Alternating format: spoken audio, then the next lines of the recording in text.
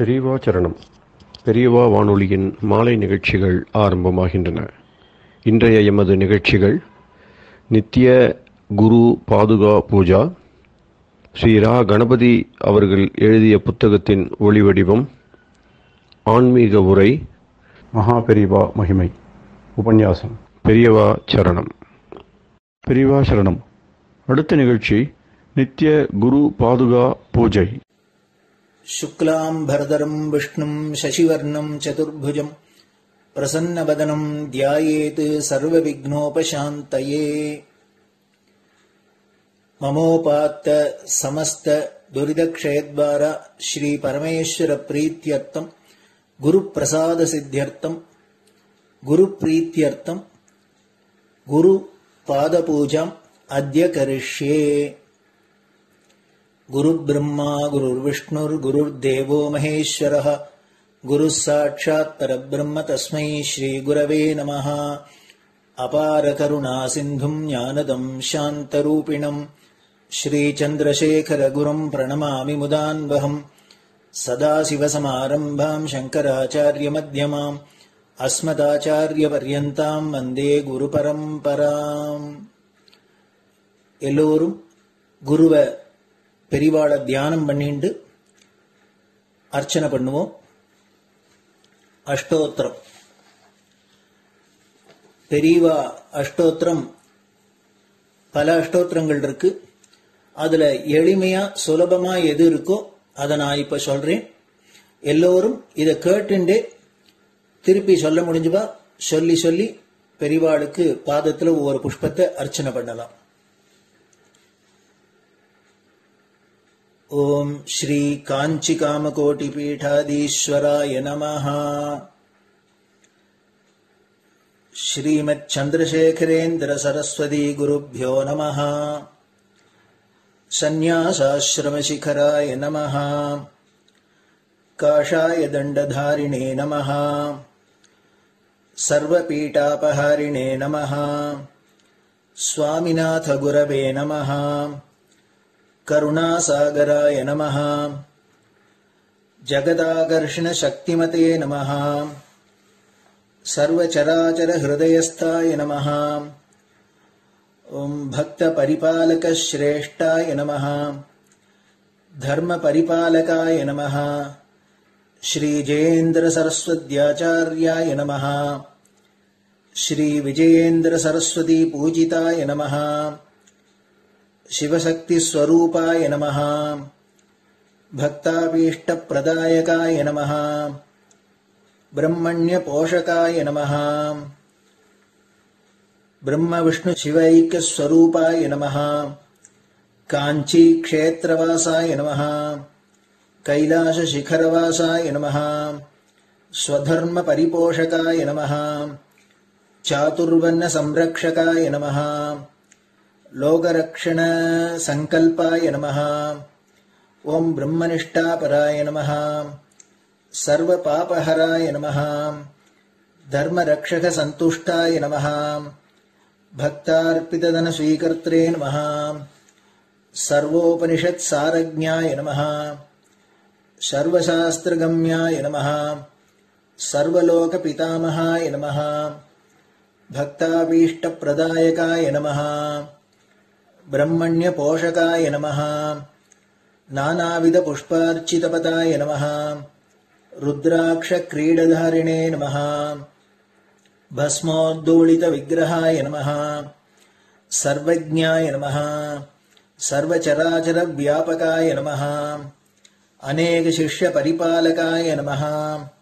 मनश्चाञ्चल्य निवर्तकाय नमः। अभयहस्ताय नमः। भयापहाय नमः। यज्ञपुरुषाय नमः। यज्ञानुष्ठान रुचिप्रदाय नमः। यज्ञसम्पन्नाय नमः। यज्ञसहायकाय नमः। यज्ञफलदाय नमः। यज्ञप्रियाय नमः। उपमानरहिताय नमः। स्फटिक तुलसी रुद्राक्ष हारधारिणे नमः। चातुर्वर्ण समदृष्टये नमः।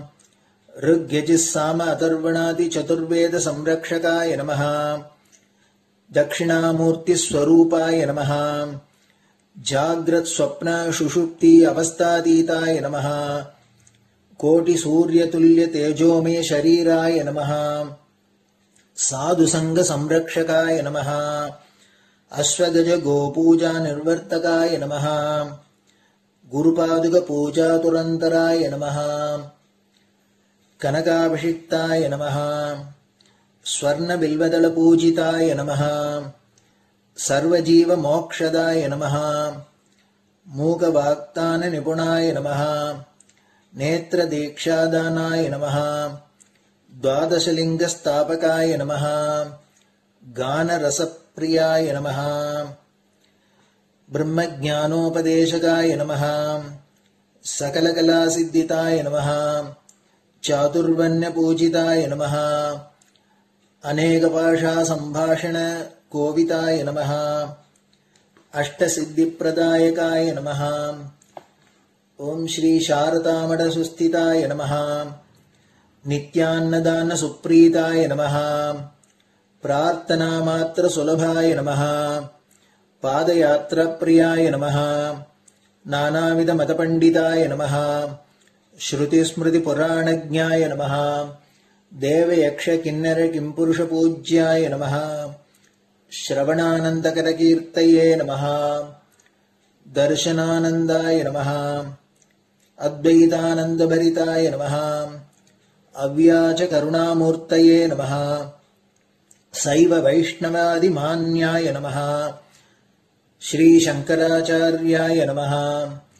दंड कमंडलूहस्ताय नमः. वीणा मृदंग सकलवाद्य नाथस्वरूपाय नमः. रामकथा रसिकाय नमः. वेद वेदांग आगमादि सकलकला सतस्प्रवर्तकाय नमः. हृदय गुहाशयाय नमः. शतरुद्रीय वर्णितस्वरूपाय नमः. केदारेश्वरनाथाय नमः. अविद्यानाशकाय नमः. निष्काम कर्मोपदेशकाय नमः. लघुभक्ति मार्गोपदेशकाय नमः. लिंगस्वरूपाय नमः. सालग्राम सूक्ष्मस्वरूपाय नमः. कालड्यां शंकर कीर्तिस्तंभ निर्माणकर्त्रे नमः. जितेन्द्रियाय नमः. शरणागत वत्सलाय नमः. श्रीशैल शिखरवासाय नमः. डमरुकनाद विनोदाय नमः. वृषभारूढ़ाय नमः. दुर्मद नाशकाय नमः. आभिचारिक दोषहर्त्रे नमः. मिताहाराय नमः. मृत्युविमोचक शक्त्याय नमः. श्री चक्रार्चन तत्पराय नमः. दासानुग्रह कारकाय नमः. अनुराधा नक्षत्र जाताय नमः. सर्वलोक ख्यातशीलाय नमः. वेंकटेश्वर चरण पद्म षट्पदाय नमः. श्री महात्रिपुर सुंदरी समेत श्री चंद्रमौलीश्वर पूजा प्रियाय नमः. श्रीमच्चंद्रशेखरेन्द्र सरस्वती सद्गुरु परब्रह्मणे नमः. गुरुभ्यो नमः. परमगुरुभ्यो नमः. परमेष्टिगुरुभ्यो नमः. परात्परगुरुभ्यो नमः. गुरुपरम्पराभ्यां नमः. गुरुपादुकाभ्यां नमो नमः. அடுத்தது ஊதுபத்தி இருந்தா அதை காமிச்சு தூபம், நெய் தீபம் இருந்தா காமிச்சு அதை நெய் தீபம் தீபம் காமிச்சுட்டு நைவேத்தியம் நைவேத்தியம் வெத்தலைப்பாக்கு பழம் இதுலேருந்து ஆரம்பிச்சு அவளுக்கு எது சௌரியமோ அதுபடி நைவேத்தியம் பண்ணலாம். அதுக்கு அடுத்தது கற்பூர ஹாரத்தி பண்ணி எல்லோரும் பிரதட்சிண நமஸ்காரம் பண்ணி பெரியவாள்கிட்ட பிரார்த்தனை பண்ணிண்டு எல்லோரும் க்ஷேமமா இருக்கணும், லோகம் பரம மங்களமா சௌக்கியமா இருக்கணும், எல்லோரும் வியாதி வெக்க இல்லாத ஆயுராரோக்கிய ஐஸ்வர்யத்தோட சாந்தம் அமைதியோட ஞான வைராக்கியத்தோட எல்லோரும் நல்லவர்களாயிருந்து நன்மையை அடையணும்னு பிரார்த்தனை பண்ணி இந்த பூஜையை தினம் செய்யலாம். குரு பிரம்மா குரு விஷ்ணுர் குரு தேவோ மகேஸ்வரः गुरुः साक्षात् परब्रह्म तस्मै श्रीगुरवे नमः। अपारकरुणासिन्धुम् ज्ञानदम् शान्तरूपिणम् श्रीचन्द्रशेखरगुरुम् प्रणमामि मुदान्वहम्। सदाशिवसमारम्भाम् शङ्कराचार्यमध्यमाम् अस्मदाचार्यपर्यन्ताम् वन्दे गुरुपरम्पराम्. குரு பாதபூஜை நிறைவடைஞ்சது. பெரியவா சரணம். பெரியவா சரணம். பெரியவா வானொலியில் நேயர்கள் அடுத்து கேட்க இருப்பது ஸ்ரீ ரா கணபதி அவர்கள் எழுதிய புத்தகத்தின் ஒளி வடிவம். அளிப்பவர் ஸ்ரீமதி உமா சங்கர் அவர்கள். தேனினும் இனிய சொல்லான் தீச்சுடர் மேனி கொண்டான் ஊனுயிர்க்குயிரதான ஒன்றினைக் கலந்து நின்றான் ஏனினிக் கவலை நெஞ்சே இன்றுனக் அருள் செய்தான் இஞ்ஞானவான் காமகோட்டி நாதனை நம்புவோமே. ஜே ஜே சங்கர ஹரஹர சங்கர. மகாபெரிவாளின் உபன்யாசங்களை ரா கணபதி அண்ணா தெய்வத்தின் குரல் என்ற பெயரில் 7 பாகங்களாக தொகுத்து அளித்ததின் 7ஆம் பாகத்தின் முதல் பகுதி. மங்களாரம்பம். விநாயகரும் தமிழும். இவரும் தமிழ் தெய்வமே. தெய்வம் என்று ஒன்று இருந்தால் அது லோகம் பூராவுக்கும் தான்.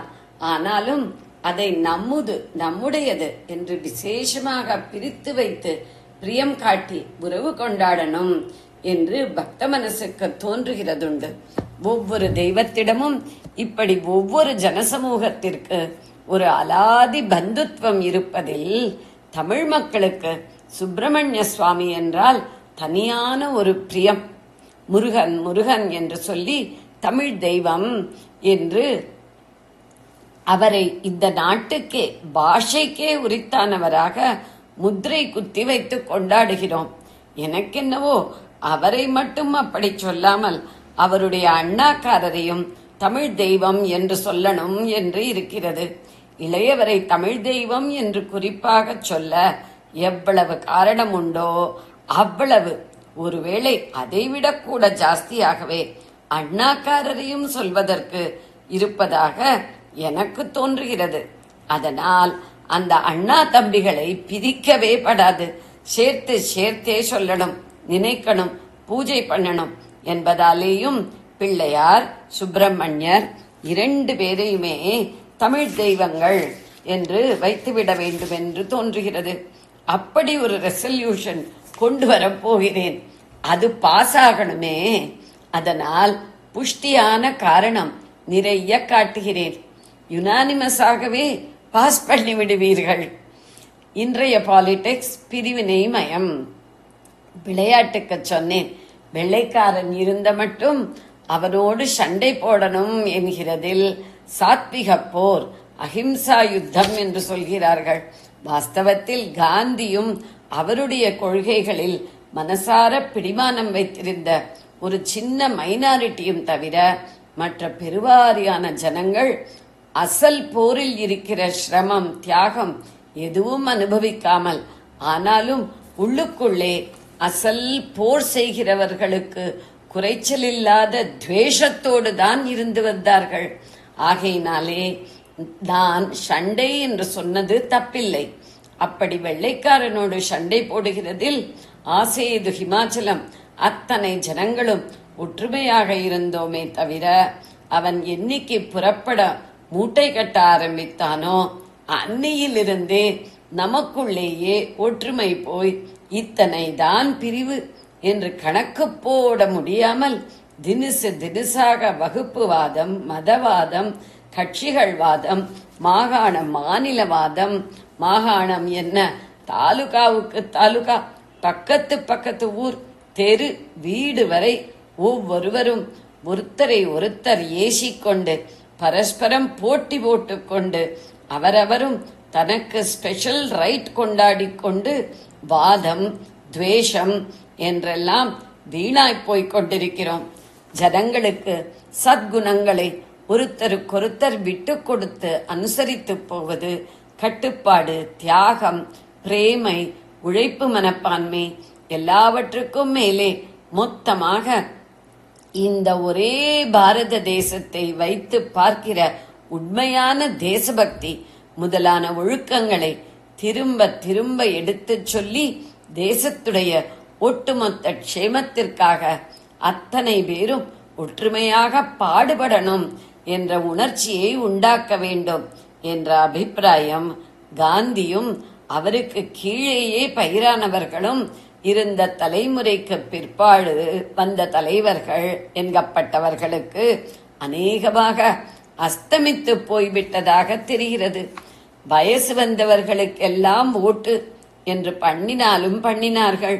அதிலிருந்து சமுதாயத்தின் பல செக்ஷன்களில் ஒவ்வொன்றிலும் ஒரு மெஜாரிட்டியை தாங்களே புதுசாக சிருஷ்டித்தாவது உண்டாக்கி உங்கள் உரிமைக்காக போராடுகிறோம் என்று சொல்லிக்கொண்டு அவர்களையும் அந்தந்த செக்ஷன் மைனாரிட்டிகளையும் பரஸ்பர விரோதிகளாக்குவதுதான் ஓட்டுப்பிடிக்க பிரம்மாஸ்திரம் என்று ஆக்கிக் கொண்டே இன்றைக்கு பெரும்பாலும் பாலிடிக்ஸ் நடக்கிறது. மொத்தத்தில் இந்த தேசத்தின் உசந்த சமுதாயம் மேலெழ வெளியிலே பார்க்கிறதற்கு மட்டும் ஒருமைப்பாட்டு கோஷம் என்ற ஒரு ஷோவோடு உள்ளுக்குள்ளே பிரிந்து பிரிந்து பிரிந்து வீணாய் போய்க் கொண்டிருக்கிறது. ரொம்பவும் துக்கமும் வெட்கமும் படும்படியான ஸ்திதி. பொது எதிரி ஒருத்தன்கிட்டே விரோதத்தில்தான் நமக்கு ஒன்று சேர தெரிந்ததே தவிர நமக்குள்ளே பரஸ்பர பிரேமையில் ஒன்று சேர தெரியவில்லை. அப்போது வெளிப்பார்வைக்காவது சாத்விகமாக சண்டை நடந்த மாதிரி இல்லாமல் இப்போது வெளியிலேயும் அசுர யுத்தமாகவே நடந்து எதுகுலம் மாதிரி நம்மை நாமே நிர்மூலம் பண்ணிக் கொள்வதில்தான் இது போய் முடியுமோ என்று பயப்படுகிற ஸ்திதி ஏற்பட்டிருக்கிறது. இந்த அபாயத்தை இப்போதுள்ள அநேக கட்சிகளுடைய வர்க்கங்களுடைய தலைமை ஸ்தானத்தில் இருப்பவர்கள் தெரிந்து கொண்ட பிரஜையே இல்லாமல் போய்கொண்டிருப்பதுதான் ரொம்பவும் விசாரம் தருவதாக இருக்கிறது. தர்மம் என்று ஒன்று இருக்கிறது.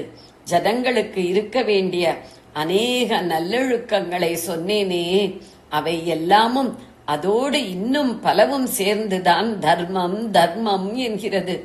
இந்த பாரத தேச கலாச்சாரத்திற்கு லோகத்திலேயே வேறே எந்த பெரிய சிவிலைசேஷனுக்கும் இல்லாத தீர்காயுசை கொடுத்து யுகாந்தரங்களாக ரட்சித்துக் கொண்டு வந்திருக்கிறது அந்த தர்ம சக்தி தான்.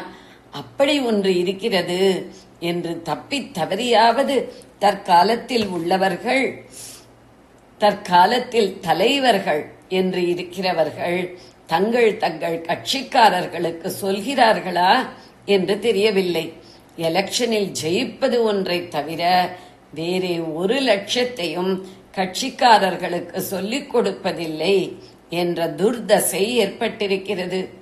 ஜெயிப்பதுதான் குறி என்கிற போது ஹுக் ஆர் க்ரூக் எதுவானாலும் சரி என்று அதர்மத்திற்கும் கட்சிக்காரர்களை தூண்டிக் கொடுக்கிற வரைக்கும் போய்விடுகிறது.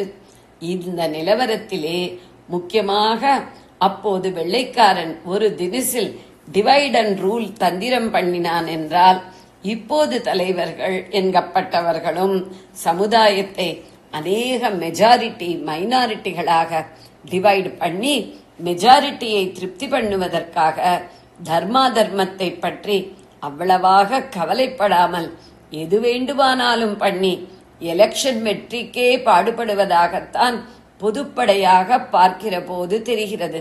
இப்படி தற்காலத்தில் அவரவரும் ஸ்பெஷல் ரைட் கேட்டுக்கொண்டு ஏகமாக பிரிவுகள் ஏற்பட்டிருப்பது போதாதென்று நான் வேறே பிள்ளையாரிடம் தமிழ் மக்களுக்கு ஸ்பெஷல் ரைட் என்று ஒரு பிரிவை உண்டாக்கி இன்னொரு சண்டை மூட்டிவிட்டால் சமஸ்த ஜனங்களுக்குமான அந்த பிள்ளையார் என்னை சும்மா விட மாட்டார். வாஸ்தவத்தில் பிள்ளையாரும் சரி சுப்பிரமணியரும் சரி இந்த தேசம் பூராவுக்கும் சுவாமிகள் தான். அதை ப்ரூவ் பண்ணவும் நிறைய எவிடன்ஸ் உண்டு. முக்கியமாக 2 வாதம். அறிஞர்கள் ஆராய்ச்சியாளர்கள் உண்மையை டிஸ்கவர் பண்ணி சொல்கிறோமாக்கும் என்று சொல்லிக்கொண்டு தங்களை அறியாமலே ஏற்கனவே குறுகின மனப்பான்மைகளில் சண்டை போட்டுக் கொண்டிருக்கிறவர்களை இன்னும் தங்கள் பங்குக்கு வேறே மூட்டிக் கொடுத்திருக்கிற 2 வாதம். ஒன்று, பிள்ளையார் நரசிம்மவர்ம பல்லவ ராஜாவின் காலத்தில்தான் அவருடைய சேனாதிபதி பரஞ்சோதி பிற்காலத்தில் சிறுத்தொண்ட நாயனார் ஆனவர். அவரால் சாளுக்கிய தேச ராஜதானியான வாதாபியிலிருந்து தமிழ்நாட்டுக்கு புதுசாக அறிமுகம் பண்ணப்பட்டவர். அதற்கு முந்தி அவருடைய வழிபாடு இங்கே கிடையாது. அதாவது அவர் தமிழ் தெய்வம் இல்லவே இல்லை, அசலார் என்பது. இன்னொரு வாதம், முருகன் தமிழ்நாட்டுக்குத்தான் ஆதியிலிருந்து சுவாமி, இங்கே இருந்துதான் வடக்கே. அவரை இரவல் வாங்கிக் கொண்டு ஏதோ தங்கள் சுவாமியே மாதிரி புராணம், மந்திரம், ஆகமம் எல்லாம் எழுதி வைத்துக் கொண்டு கதை பண்ணுகிறார்கள் என்பது இரண்டுமே தப்பு என்று ப்ரூவ் பண்ண நிறைய சான்றுகள் இருக்கின்றன. இப்போது அந்த விஷயம் வேண்டாம். பிள்ளையார் வாதாபியிலிருந்து இறக்குமதியானவர் அல்லர் என்பதற்கான காரணங்கள் தெய்வத்தின் குரல் 6ஆம் பகுதியில் உள்ள மங்களாரம்பம் என்ற உரையிலும் முருகன் வடநாட்டுக்கும் தெய்வமே என்பதை விளக்கும் சான்றுகள் முதற் பகுதியில் அவரை பற்றிய தொடராக வரும் பல உரைகளில் விரவியும் கூறப்பட்டுள்ளன. ஆக நான் வேறு இப்ப இல்லாததை இருக்கிறதாக சொல்லி வேத உணர்ச்சியை மூட்டிக் கொடுக்கப்படாது. இது ஒரு பக்கம்.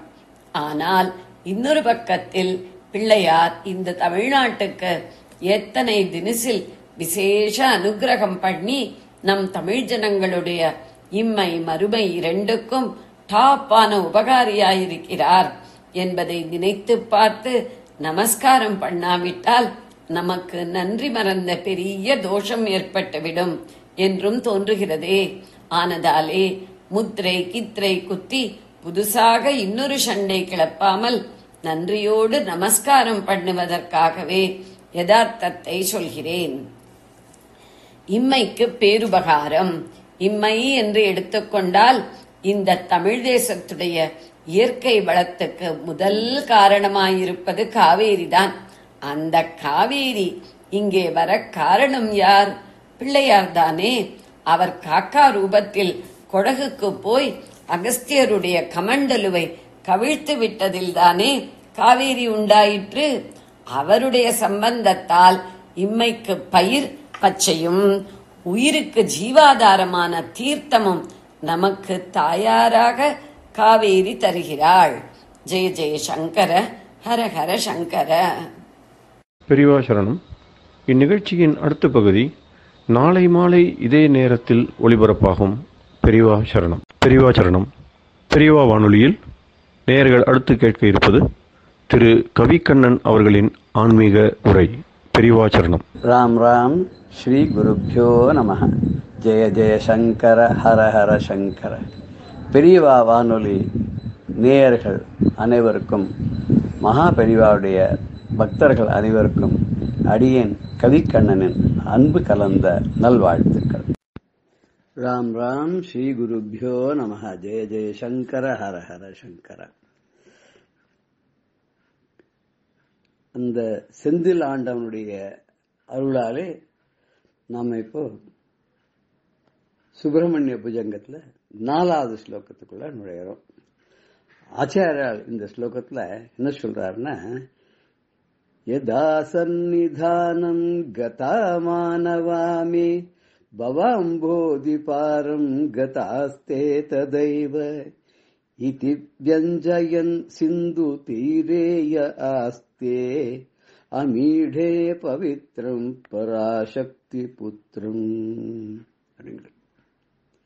யதா சந்நிதானம் கதா மானவா மே பவாம்போதி பாரம் கதாஸ்தே ததைவ இதி வியஞ்சயன் சிந்து தூரே ய ஆஸ்தே தமிழே பவித்ரம் பராசக்தி புத்திரம். இந்த ஸ்லோகத்தை கொஞ்சம் போலீஸ் ஆர்டர்ல பார்த்தோம்னா, யதா மானவாக மே சந்நிதானம் கதா ததைவ தே பவாம்போதி பாரம் கதா இதி வியஞ்சயன் யஹ சிந்து துயிரே ஆஸ்தே பராசக்தி புத்திரம் பவித்ரம் தம் மீடே அப்படின்னு ப்ரோஸ் ஆர்டர். இதுல என்ன சொல்ல வர்றார் அப்படின்னாக்க, எதா எப்போது மானவாக இந்த மனிதர்களாக பிறந்தவர்கள் எல்லோரும் மே சந்நிதானம் என்னுடைய சன்னிதானத்துக்கு நான் இருக்கக்கூடிய இடத்துக்கு என்னுடைய சந்நிதிக்கு கதா வந்து அடைந்தார்களோ, நான் வசிக்கக்கூடிய என்னுடைய இடத்துக்கு வாசஸ்தலத்திற்கு எப்போது இந்த மனிதர்கள் வந்து அடைகிறார்களோ, ததைவ அப்பவே ததாயேவ அது ததைவ அப்பவே தே அவர்கள் பவ அம்போதி பாரம் கதாக. பாரம்னா கரை. எதனுடைய கரை? அம்போதி பாரம், பெரிய கடல், சம்சார கடல். பவ அம்போதி வினை பயனால் ஏற்பட்ட சம்சார கடலில் மூழ்கி இருக்கக்கூடிய இந்த மாணவர்கள் எல்லாம் தன்னுடைய சந்நிதியை அடைந்த உடனேயே அவர்களுக்கு எல்லா விதமான கஷ்டங்களும் போயிடுது. அக்கறையை அடைந்தவர்களாக ஆகிறார்கள். ஏன்னா நான் அக்கறையோடு அவளை காப்பாத்துறதுனால அவளை நான் கரையை சேர்த்து விடுறேன் அப்படிங்கிறார். எப்படி சொல்றாருன்னா, இதி வியஞ்சயன் சிந்து தீரே ஆஸ்தி யஹா எவன் இதி வியஞ்சயன் இந்த மாதிரி பிரகடனப்படுத்தி கொண்டு என்னோட சன்னிதானத்துக்கு வந்தவாளை எல்லாரையும் அந்த சம்சார கடலிலிருந்து கரையேற்றுகிறேன்னு சொல்லிக்கொண்டு இதி வெஞ்சயன்னு சிந்து தீரே யஹா ஆஸ்தி. சிந்து தீரேன கடலுடைய இந்த சமுத்திரம் இல்லையாது, பெரிய கடல், பெங்காள விரிகுடா கடல் தான் சொல்ல. அதனுடைய எண்டில் தான் இருக்கு இந்த செந்தில் ஆண்டவனுடைய திருச்செந்தூர். அந்த கரையில நின்று கொண்டு கடலை பார்த்து கொண்டே நின்று கொண்டு இது மாதிரி பிரகடனப்படுத்துறாராம். என்ன பிரகடனப்படுத்துறார்? என்னுடைய சந்நிதிக்கு வந்த எல்லா மானிடர்களுடைய வினைகளை எல்லாம் நான் தீர்த்து அக்கறையில் சேர்த்து விடுகிறேன். அப்படி சொல்லக்கூடிய பராசக்தி புத்திரம் பவித்திரம், பவித்திரம் பாவனனான தூய்மையான அந்த பராசக்தியினுடைய பிள்ளையான அந்த சண்முகனானவன், அந்த சண்முகனான தம் அவனை ஈடே நான் வந்து துதிக்கின்றேன். எவ்வளவு அழகா நமக்கு ஒரு குழு கொடுக்கிறார் பார்த்தீங்களா? அந்த செந்தில் ஆண்டவனுடைய பாதத்துல போய் சரண் அடைஞ்சிட்டோம்னா, அவன் இருக்கிற சந்நிதியில போய் நம்ம வணங்கி தொழுதோம்னா, நம்மள தாண்ட முடியாத பவசாகரத்தை ரொம்ப சுலபமாக தாண்ட வச்சு அக்கறை என்று சொல்லக்கூடிய அவன் கரையில் தானே நின்று இருக்கான். அந்த செந்தில் ஆண்டவன் தன்னுடைய பாதமனும் கரையில சேர்த்துக் கொள்கிறான். இத வந்து சிம்பாலிக்கா கடற்கரையில நின்று அந்த பக்கம் பார்த்து சொல்றானா, அந்த கடலை பார்த்து சொல்றான்னு பவசாகரத்துல மூழ்கி இருக்கக்கூடிய மானிடர்களை பார்த்து சொல்ற மாதிரி இருக்குன்னு ஆச்சாரியார் சொல்றார். அப்படி நின்று கொண்டு பிரகடனப்படுத்தக்கூடிய அந்த சண்முகனை, பராசக்தியினுடைய பிள்ளையாக இருக்கக்கூடியவனை, அந்த பராசக்தியே தன்னுடைய சக்தியை எல்லாம் ஒரு வேலாயுதமாக ஆக்கி அந்த முருகனுக்கு சூரசிம்ஹாத்ம கொடுத்தாலும் இல்லையா, அதை கையில வச்சுட்டு இருக்கான். அதனால்தான் அந்த செந்தில் ஆண்டவனுக்கு சக்தி தரன்னு கூட பேரு. சக்தியை தன் கையிலேயே வச்சுட்டு இருக்கான். சக்திய உடம்புலயே பாதி வச்சுட்டு இருக்காரு அவ அப்பா. இவன் என்ன பண்றான்னா, அந்த சக்தியை வேலா தன்னுடைய அம்மாவை தன்னுடைய கையிலேயே வச்சுட்டு இருக்கான். அந்த வேலையை நம்பினோருக்கு எந்த கவலையும் கிடையாது. வேலை வணங்குறத தவிர நமக்கு வேற வேலையும் கிடையாது. அதான் இது ரொம்ப அழகா ஆச்சாரியால் சொல்றார். இதுக்கு கிட்டத்தட்ட சிமிலா இப்ப அம்பாள் தான் வந்து முருகன் தான் அம்பாள் நம்ம எடுத்துக்கலாம். எப்படின்னு கேட்டா, அம்பாள் சக்தியா தனியா இருக்கா, சிவனுடைய உடம்புலையும் பாதியா இருக்கா, அர்த்த ஈஸ்வர நாரியா இருக்கா. அதே அம்பாள் வேலாயுதமா முருகன் கையில இருக்கா. சோ முருகன் கையில வேலை வச்சுட்டு இருக்கிறதோ சக்தி முழுக்க முருகன் கையில இருக்கு. அவன் தான் சக்தி ஸ்வரூபன், சக்தி தரன். அதனால அம்மாக்கும் பிள்ளைக்கும் கிட்டத்தட்ட அம்மா மாதிரி பிள்ளை இருக்கு, அப்பா மாதிரி பொண்ணு இருக்கணும்னு சொல்லுவா. அந்த ரொம்ப அதிர்ஷ்டம்னு இவன் அம்மா மாதிரி அழகாவும் அப்பா மாதிரி வீரத்தோடையும் இருக்கான். அவனை பத்தி ஸ்தோத்திரம் பண்ணும்போது அம்பாளுக்கு என்ன சொன்னாலும் அது அவனுக்கும் பொருந்தும் இல்லையா?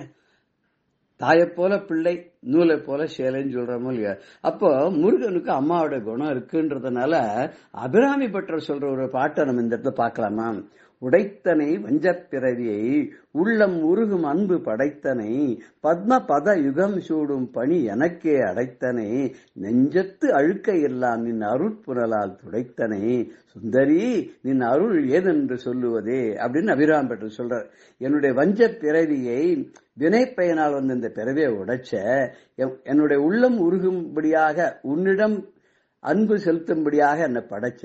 உன்னுடைய பாத பத்மங்களை எல்லாம் என் தலையில வைத்து கொண்டு கொண்டாடி உன்னை அடைந்து உன்னையே துதிக்கக்கூடியவனா செஞ்ச. நெஞ்சத்தில் இருக்கக்கூடிய மனதில் இருக்கக்கூடிய அழுக்கையெல்லாம் உன்னுடைய அருவியினால தொடச்சுட்ட. உன்னோட அருளை நான் என்னன்னு சொல்லுவேன் அப்படிங்கல.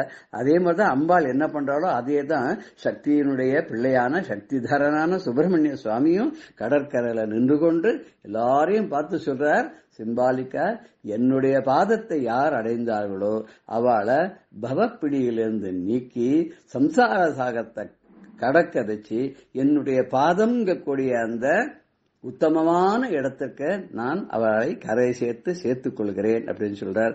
நாமளும் இந்த ஸ்லோகத்தை தினம் பாராயணம் பண்ணி நல்ல கதி அடைஞ்சு அந்த சிவபுத்திரனான சக்திதரனான செந்தில் ஆண்டவனை வணங்குவோமாக. ராம் ராம், ஜெய ஜெயசங்கர, ஹர ஹர சங்கர. ஸ்ரீ குருபியோ நம. பெரியவா சரணம். இந்நிகழ்ச்சியின் அடுத்த பகுதி நாளை மாலை இதே நேரத்தில் ஒளிபரப்பாகும். பெரியவா சரணம். பெரியவா சரணம். அடுத்த நிகழ்ச்சி மகா பெரியவா மகிமை உபன்யாசம். வழங்குபவர் பிரம்மஸ்ரீ கணேச சர்மா அவர்கள். அபார கருணா சிந்தும் ஞானதம் சாந்தரூபிணம் ஸ்ரீ சந்திரசேகரகுரும் பிரணமாமி முதான்வகம். காஞ்சி மகாபெரிவா விசாகப்பட்டினத்தில் இருக்கிறதே 3 நாள் வித்வத் சதஸ் நடந்தது. அந்த வித்வத் சதஸ்தில் புல்யம் உமாமகேஸ்வர சாஸ்திரிங்கிற ஒரு பக்தர், மகா பண்டிதர், பெரியவா மேல 170 ஸ்லோகம் எழுதி பெரியவாளுக்கு அர்ப்பணம் பண்ணி பெரியவாளை பிரபு பிரபுன்னு கூப்பிட்டார். உருகுவர். அப்ப பெரியவா சொன்னா, என்ன பிரபுன்னு கூப்பிடலாமா? நான் ஒரு பிராமணன், ஒரு சன்னியாசி. இந்த பிரபுவுக்கு உண்டான லட்சணம் அடுத்தவாளை ரட்சிக்கிறதும் சிக்ஷிக்கிறதும். என்னால ரட்சிக்கிறதுக்கும் சக்தி இல்லை, சிக்ஷிக்கவும் சக்தி இல்லை. அப்படி ரட்சிக்கணும் அப்படின்னா சிக்ஷிக்கணும் அப்படின்னா 3 விதத்துல அவளுக்கு இருக்கணும். ஒன்னு ஐஸ்வர்ய பலம் இருக்கணும், பணபலம் இருக்கணும், அதே மாதிரி சரீர பலம் இருக்கணும், படைபலம் இருக்கணும். இது இருக்கிறவன் தான் பிரபுவா இருக்க முடியும். அவன் தான் ரட்சணையோ சிக்ஷணையோ எதுவா இருந்தாலும் பண்ண முடியும். எனக்கு அது பொருந்தலையே, நீங்க இப்படி சொல்லலாமா அப்படிங்கிறது இவர் பின்னால் அதை வியாக்கியானம் பண்ணினர் அப்படிங்கிறத பாக்குறோம். அவர் என்ன சொன்னார்? உமாமகேஸ்வர சாஸ்திரிகள், பெரியவா என்கிட்ட ஐஸ்வர்ய பலம் இல்லைங்கிறா, தேக பலம் இல்லைங்கிறா, படபலம் இல்லைங்கிறா, இது ராஜாக்கள்கிட்ட தான் இருக்குங்கிறா. ஆனா பெரியவாள்கிட்ட இதெல்லாம் இருக்குங்கிறத எப்படி நான் இப்ப சொல்றேன் அப்படின்ட்டு அவர் சொன்னார். அவ திருக்காலமும் சந்திரமௌலீஸ்வர ஆராதனை பண்றதுனால அந்த நெக்குருகி உருகி அந்த பூஜை பண்ற அந்த உபாசனா பலத்தினால என்ன ஆறுதுன்னு ஐஸ்வர்யம் நிறைய இருக்கு பெரியவாள்கிட்ட. அந்த ஈஸ்வர ஆராதனை பண்றதுனால ஐஸ்வர்யம் இருக்கு. மடத்துல பார்த்தா தெரியுது, இல்லேன்னு ஏதானு ஒண்ணு உண்டா? சமிருத்தியா இருக்கு. அதாவது ஐஸ்வர்யம் அப்படின்னா நாம் ஏதோ ரொம்ப மெட்டீரியலிஸ்டிக்கா அப்படியே பொன்னும் பொருளும் வயிறுமும் வைடூரியமா குமிஞ்சிருந்தாதான் இல்லை. என்னென்ன தேவையோ அப்படி இருக்கு. அவள்கிட்ட ஐஸ்வர்யமும் இருக்கு. அதே ஒரு சமயத்துல இவ சந்நியாச லட்சணத்துக்கு ஏத்தாப்புல என்ன தேவையோ அந்த அளவுக்கும் இருக்கு.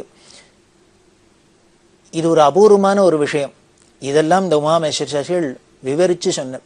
ஏன்னா இத்தனை பண்டிதாள்லாம் கூடியிருக்கா, நிறைய ஜனங்கள்லாம் உட்கார்ந்துருக்கு. அப்ப பெரியவா பேசுறதே தான், பெரியவா சம்ஸ்கிருதம் தெலுங்குல தான் பேசுற, இவரும் அதை அப்படியே தான் பேசினார். அதனால பெரியவாளுக்கு இந்த சந்திரமௌலீஸ்வர ஆராதனம் பண்ணி நிறைய ஐஸ்வர்யம் இருக்கு. அதோட ஐஸ்வர்யம் இருந்துடுத்துனா நிறைய குமிஞ்சுடுத்துனா போருமா என்ன? மனசுல ஒரு திருப்தி ஏற்பண்ணுமே, சாந்தி ஏற்பண்ணுமே, அமைதி ஏற்பண்ணுமே, சந்துஷ்டி ஏற்பண்ணுமே. அது நிரம்பி இருக்கே. இப்படி நிரம்பி இருக்கிறதுனாலதான் இந்த மடத்துக்கு யாரு வந்தாலும் என்ன குறையோட வந்தாலும் அவ நிறைவோட போறதுக்கு காரணம் அவளோட இந்த ஐஸ்வர்ய பலம் தான் அப்படின்னு சொல்லி அவ ஈஸ்வர ஆராதனை சந்திரமௌலீஸ்வர ஆராதனை பண்ணி நிறைய ஐஸ்வர்யம் இருக்கு. அதே மாதிரி சரீர பலம் அப்படின்னு சொன்னா பெரியவா இவ விரதம் உபவாசம் முதலான அனுஷ்டானங்கள்னால தபஸ்னால சரீரத்தை காயக்லேஷம் பண்ணியிருக்கா. இந்த சரீர பலம்னா என்ன? 100 கிலோ 200 கிலோன்னு இப்படி தொந்தி இந்த போய்மா இருக்கிறதா சரீர பலம்? பெரிய பைல்வானா இருக்கிறதா பெரிய சரீர பலம்? இல்ல. அதுக்கும் மேல என்ன? அந்த தேக பலம். அதை விட முக்கியமானது மனோபலம், ஆத்மபலம் அப்படின்னு சொல்லக்கூடிய ரெண்டுமே சரீர பலமா இருக்கட்டும், ஆத்ம பலமா இருக்கட்டும், மனோபலமா இருக்கட்டும், எல்லாமே பெரியவாழ்ட்டு பூர்ணமா நிரம்பி இருக்கு. எதனாலன்னு அவளோட தபஸ்னால. ஜபம், தபம், அனுஷ்டானம், விரதங்கள், அந்த சந்நியாசாசிரமத்துல சொன்னது ஒரு நூல் பெசகாத அவ அனுஷ்டானம் பண்றது. அந்த யோக சக்தி அவளுக்கு சரீர பலம்ங்கிறதுக்கு சாட்சி என்னன்னு, இந்த வயசுலயும் இப்படி கால்நடையா நடந்து இப்படி ஆயிரக்கணக்கான கிலோமீட்டர்ல காதங்காதமா நடக்கிறாளே, இதெல்லாம் அவளுக்கு ஒரு சரீர பலம் இல்லாதவன் பண்ணக்கூடிய காரியமா? இவ ஒண்ணு நினைச்சுன்னா சங்கல்ப மாத்திரத்துல எல்லாம் எய்த்தாப்புல பிரத்யட்சமா வந்துடுதே. ஒரு ஆத்ம பலம் மனோபலம் இல்லாதவாளால பண்ணக்கூடிய காரியமா? அதனால சரீர பலமா இருக்கட்டும் ஆத்ம பலமா இருக்கட்டும் எல்லாத்துலயும் பெரியவாளுக்கு பெரியவாதான். அது அவளோட தபஸ்னால பூர்ணமா நிரம்பி இருக்கு. அதனால இவளோட உபாசனையினால ஐஸ்வர்ய பலம் பூர்ணமா இருக்கு. இவரோட ஜபதபாதி அனுஷ்டானங்கள்னால தபஸ்னால இந்த சரீர பலம் ஆத்ம பலமும் நிரம்பி இருக்கு. 3 பலத்துல 2 பலத்தை சொல்லிட்டார். 3வது படைபலம் அப்படின்னு சொன்னா, படைபலம் ராஜாக்களுக்கு தான் இருக்கும், எனக்கு என்ன இருக்குன்னு கேட்கிறா. பெரியவாளோட அந்த ரூபமே போரும். அந்த தேக காந்தியினாலேயே அவளோட கருணையினாலேயே அன்புனாலேயே லட்சக்கணக்கான ஜனங்களை தன் வசப்படுத்தி வச்சுட்டு இருக்கா. பார்க்கிற ஜனங்கள்லாம் பெரியவா பின்னால போறது, பெரியவாள்கிட்ட பக்தி வருது. பெரியவா எதை சொன்னாலும் சாதிக்கிறதுக்கு ரெடியா காத்துட்டு இருக்கா. அப்படி ஒரு தொண்டர் படையன்னா வச்சிருக்கா பெரியவா, சிஷ்ய படைய வச்சுட்டு இருக்கா. இதுதான் பெரியவாள்கிட்ட இருக்கிற பெரிய படைபலம். அப்படி இல்லாம சொல்லி இந்த 3 பலமும் இருக்கு, ஐஸ்வர்ய பலமும் இருக்கு, தேக பலமும் இருக்கு, படைபலமும் இருக்கு, தொண்டர் படையும் இருக்கு. இதுக்கும் எல்லாத்துக்கும் மேல பிரத்யக்ஷமா இந்த சக்கரவர்த்தின்னு சொல்றதுக்கு உண்டான லட்சணமா சர்வேஸ்வரனான பரமேஸ்வரனான அந்த ஆதிசங்கரரே இந்த பூமியில அவதாரம் பண்ணி தனக்குன்னு ஏற்படுத்தின அந்த சர்வஜ்ஞ பீடம் இருக்கு, காஞ்சி காமகோடி சர்வஜ்ஞ பீடம். அந்த சர்வஜ்ஞ பீடத்துல 68வது பீடாதிபதியா இவாளுக்கு சிம்மாசனத்துல அபிஷேகமும் பண்ணிருக்கு. அதனால ஒரு சிம்மாசனாதிபதியாவும் இருக்கா, சக்கரவர்த்தியாவும் இருக்கா, சங்கரரோட பீடாதிபதியாவும் இருக்கிறதுனால இதுவும் பொருந்திருக்கு. இப்படி 4ம் சேர்ந்திருக்கிற நீங்க தான் பிரபு அப்படின்னு சொல்றதுல எனக்கு ஒரு சந்தேகமும் இல்லை. எனக்கு இல்லை, இதோ எல்லாரும் கேட்டு இருக்கா, உலகமே பார்த்துட்டு இருக்கு. பெரியவாளை பார்த்தா இதெல்லாம் நிரம்பி இருக்குன்னு நான் சொல்லணுங்கிறதுல எல்லாருமே சொல்லுவா. அதனால யாரும் பெரியவாளை பிரபுன்னு சொல்றதுக்கு ஒருத்தருக்கும் ஒரு சம்சயமும் இருக்காது, ஒரு சந்தேகமும் இருக்காது அப்படின்னு எனக்கு தீர்மானம். அதனால பவான் ஏவ பிரபு அப்படின்னு, நீங்க ஒருத்தரே தான் பிரபு, நீங்களே தான் பிரபு அப்படின்னு சொல்ல ஆதிசங்கர பகவத்பாதாளு தோடகாச்சாரிய சொல்றதே என்ன பண்ண, பவையேவ பவான் நிதிமே நிதராம் அப்படிங்கிற, நீங்களே சாட்சாத் பரமேஸ்வரன் அப்படின்னு நான் தீர்மானமா நம்புறேன் அப்படின்னு சொல்றாரு இல்லையா. இப்ப இந்த உமாமகேஸ்வர சாஸ்திரி பவையேவ பவானேவ பிரபு அப்படின்ற நீங்களே பிரபுன்னு சொல்லிட்டார். இப்போ இந்த பிரபு வேற இல்ல, தோடகாச்சாரியர் சொன்ன ஈஸ்வரன் வேற இல்லைங்கிறத பின்னாலே பெரியவா நிரூபணமும் பண்ண போறா. அந்த பிரபு தான் ஈஸ்வரன், ஈஸ்வரன் தான் பிரபுங்கிறதையும் சொல்ல போறா. இப்படி உமாமகேஸ்வர சாஸ்திரி இப்படி வியாக்கியானம் பண்ண கேட்டிருந்த ஜனங்கள், இந்த வித்வான்கள்லாம் ஆஹா ஓஹோன்னு ஒரே கரகோஷம் போட்டு சந்தோஷப்பட்டு ஆமாம் ஆமாம் ஆமாம் பெரியவாதான் பிரபு பெரியவாதான் பிரபுன்னு. பெரியவா ஒன்னும் அமைதியா பெஷாத அப்படி மந்தஹாசத்தோட அதை அங்கீகரிச்சுன்னு உட்காண்டிருக்கா. வேடிக்கை, இது மாதிரி பெரியவா கிளப்பி விடுவா, சும்மா இருக்கிறவாளையும் கிளப்பி விட்டுட்டு அவர் பாட்டுக்கு பிரபு பிரபுன்னு சொல்லியிருந்தார். பெரியவா என்ன போய் பிரபுன்னு சொல்லலாமான்னு கேட்க போக பின்னால எப்படி ஒரே ரத்தன குவியலா விஷயம் வந்துட்டு பாருங்க. இது பண்டிதாளோட சதஸ் சொல்லியும் வாக்கியார்த்த சதஸ் அப்படின்பா. ஒரு வார்த்தையை எடுத்துட்டு அதை போட்டு அக்கு வேற ஆணி வேறையா அலசி அதுல பூர்வபட்சம் சித்தாந்தம் அப்படின்லாம் சொல்றது உண்டு. இந்த பூர்வபட்சம் அப்படின்னா இந்த வார்த்தையை சொன்னாக்க இதுக்கு அர்த்தம் என்ன அப்படியா அப்படின்னு உடனே அப்ஜெக்ஷன் சொல்றது, ரைஸ் பண்றது. உடனே அந்த அப்ஜெக்ஷனுக்கு எல்லாம் சமாதானம் சொல்லி இந்த வார்த்தை சொன்னது இது கரெக்ட் தான் அப்படின்னு சித்தாந்தம் நிரூபணம் பண்றது. அது மாதிரிதான் இங்க ஒரு பெரிய வாக்கியார்த்த சஸ் மாதிரி ஆகி அவர் பிரபுன்னு சொல்ல போக கடைசியில இந்த உமாமகேஸ்வர சாஸ்திரிகளே பவானேவ பிரபுன்னு சித்தாந்தமும் பண்ணிவிட்டார். இப்படி அவர் சொல்லி வச்சிருந்தார். இதை முடிச்சாரோ இல்லையோ, உடனே பெரியவா சொன்னா நீங்க சொல்றேள், ஆனா என்னை பொறுத்த வரைக்கும் பிரபுன்னா 2 பேர் தான் சொல்லலாம் அப்படின்னு. யாருன்னர், பரமேஸ்வரனி மகாவிஷ்ணுவை தான் சொல்லலாம் அப்படின்னு ஆரம்பிக்கிறா. இது ஒரு பெரிய உபன்யாசம் மாதிரியே ஆயிடுத்து பெரியவா அதுக்கப்புறம் பண்ணினது, ரொம்ப அபூர்வமா. தேவராஜன் அப்படிங்கிறோம், இந்திரன் அப்படிங்கிறோம், அந்த இந்திரன் கூட என்னை பார்த்தாக்க என்னோட பார்வையில பிரபுன்னு சொல்ல முடியாது. ஏன்னா ரட்சணை சிக்ஷணை இதெல்லாம் உள்ளது, ஐஸ்வர்ய பலம் தேக பலம் படைபலம் உள்ளவன் தான் பிரபு அப்படின்னு இந்த லட்சணங்கள்லாம் சொன்னா இந்திரனுக்கும் எல்லாம் அதெல்லாம் இருக்கு. இன்னும் ராஜாக்களுக்கெல்லாமும் அதெல்லாம் இருக்கலாம்.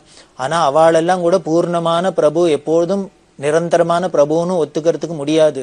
ஏன்னா அவளுக்கெல்லாமும் பல சங்கடங்கள்லாம் வந்திருக்கு, அவளாலையும் தங்களையே காப்பாத்திக்க முடியாதெல்லாம் சிரமப்படுறாப்பெல்லாம் சந்தர்ப்பங்கள்லாம் ஏற்பட்டிருக்கு. அதனால இந்திராதி தேவதைகளை கூட பிரபுன்னு சொல்ல முடியாது. அதே மாதிரி ராஜாக்களும் பார்த்தீங்கன்னா எல்லாருக்கும் ஒரு சமயம் இருக்கிறதே அவளுக்கு பிரமாதமா எல்லாம் இதெல்லாம் இருக்கு, இன்னொரு சமயம் பார்த்தா எல்லாம் போய் அவ ஒரே ஓட்டாண்டியா நிக்கிறா. இது மாதிரி பல ராஜாக்களை காமிக்கலாம் நம்ம புராண இதிகாசங்களே. நளன்னு ஒரு சக்கரவர்த்தி, ஹரிச்சந்திரன்கிற ராஜா, யுதிஷ்டிரன்கிற ராஜா, இவாள்லாம் பாக்குறமே. இவாள்லாம் எப்பேற்பட்ட சக்கரவர்த்திகளா இருந்தவா, அப்புறம் எப்பேற்பட்ட கஷ்ட தேசையெல்லாம் இருந்தா. அவளையே காப்பாத்திக்க முடியாது இருந்தது. அப்படி இருந்தா அப்புறம் அடுத்த வாழை எப்படி காப்பாற்ற முடியும்? அதனால அவளோட பிரபுத்துவம் அங்க போயிடுறது. இதெல்லாம் பெரியவா சொல்றா. அதனால அப்பேற்பட்ட ராஜாக்கள்லாம் கூட பர்மனண்டா பிரபுன்னு சொல்ல முடியாத அளவுக்கு ஏத்த இறக்கெல்லாம் இருக்கு. ஒண்ணு வேணா சொல்லலாம், நளன், ஹரிச்சந்திரன், யுதிஷ்டரெல்லாம் நம்ம உதாரணத்துக்கு காமிச்சா கூட அவளுக்கு சிரம தசைகள்லாம் வந்தா கூட பகவான் கீதையில சொன்னாப்ல, சுகமா இருக்கட்டும் துக்கமா இருக்கட்டும் எந்த சமயத்திலயும் மனசுல இருக்கிற அந்த சாந்தி குறையாத, அந்த தன்னம்பிக்கை இழக்காத, சாந்தமா அமைதியா ஆனந்தமா இருந்திருக்கா, ஞானி இருப்பன்னு சொல்றாரு. அந்த விதத்துல பார்த்தாவனா இவாள பிரபுன்னே சொல்லலாம். இருந்தா கூட வெளிப்பார்வைக்கும் அவளுக்கும் சில கஷ்டங்கள்லாம் வந்திருக்கு. அதனால அவள்லாமும் பிரபுன்னு பூர்ணமான பிரபுன்னு சொல்ல முடியாது. ஆனா பூர்ணமான பிரபுன்னா பரமேஸ்வரனும் மகாவிஷ்ணுவை தான் சொல்லலாம் அப்படின்னு சொல்லிட்டு, அதுலயும் இன்னும் டீப்பா பார்த்தோம்னாக்க இந்த புராணங்கள்லாம் ஆராய்ச்சி பண்ணிட்டே போனோம்னா பிரளயம் வருது, மகா பிரளயம். இந்த மகா பிரளயத்துல ஈஸ்வரன் என்ன பண்றான்னு இந்த சிருஷ்டி பீஜங்கள்லாம் ஒரு குடத்துக்குள்ள கலசத்துக்குள்ள போட்டு அதை மேரு சிகரத்துல வைக்கிறார் அப்படின்னு நமக்கு புராணம் சொல்றது. அப்படி வைக்கிறதே அடுத்த சிருஷ்டிக்கு அந்த சிருஷ்டி பீஜத்தெல்லாம் அந்த குடத்திலேந்து எடுத்து கொடுத்துதான் பிரம்மா சிருஷ்டி பண்ணணும். அப்படி மேரு பருவத்துல வச்சுக்க அது பிரளயத்துல வரத்தே முதந்துட்டே வருது. அது விஷ்ணுவோட கிருபையினால தான் அவர் பரிபாலிச்சுன்னு அப்படியே கொண்டு வர்றார். அப்படி இருந்தா கூட இனிமே அடுத்த சிருஷ்டிக்கு வேணுங்கிற அந்த சிருஷ்டி பீஜத்தை அந்த குடத்திலேந்து எடுக்கணும்னா அது யாரு பண்றான்னார். அது விஷ்ணு கூட பண்றது இல்ல, பரமேஸ்வரன் தான் பண்றார். இவர் தான் கிராத ரூபத்துல வந்து அதை பானமா போட்டு அந்த குடத்தை உடைச்சு அதுல உள்ள சிருஷ்டி பீஜங்கள்லாம் பிரம்மாவுக்கு எடுத்து கொடுத்து பண்றாரு அப்படின்லாம் புராணம் சொல்றது. அதனால இங்க பார்த்தா அந்த சிருஷ்டி பீஜத்தை எடுத்து கொடுக்கிற சக்தி கூட, ரட்சிக்கிற சக்தி கூட பரமேஸ்வரனுக்கு இருக்கு. இப்போ பார்த்தேன்னா அல்டிமேட்டா பார்த்தா சர்வேஸ்வரனான பிரபு, மகாபிரபு அவர் ஒருத்தர் தான், ஈஸ்வரன் ஒருத்தர் தான். நமக்கு சாஸ்திர ரீதியாகவும் பார்த்தாலும் இந்த விஷ்ணு வேற இல்லை, சிவன் வேற இல்லைன்னு சொல்றது. அதனால இந்த சிவன் விஷ்ணு ரெண்டு பிரபுங்கிறத விட இந்த ஹரியும் ஹரனும் சேர்ந்தது ஒன்னே ஒண்ணுதான். அந்த ஏக தத்துவம் பரமாத்மா தான் பிரபு. பிரபுங்கிற வார்த்தைக்கு சர்வ லட்சணத்துக்கும் பொருத்தமா இருக்கு அப்படின்னு சொல்லி பெரியவா இதை பூர்த்தி பண்றா.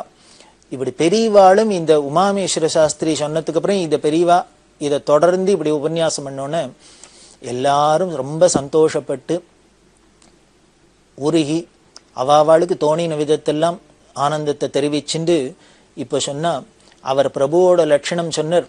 உடனே பெரியவா அதுக்கு பின்னால தொடர்ந்து என்ன பண்ணார், இந்த பிரபுன்னு யாரால இருக்க முடியும்னா ஈஸ்வரனால தான் இருக்க முடியும்னு நிரூபணம் பண்ணிட்டா.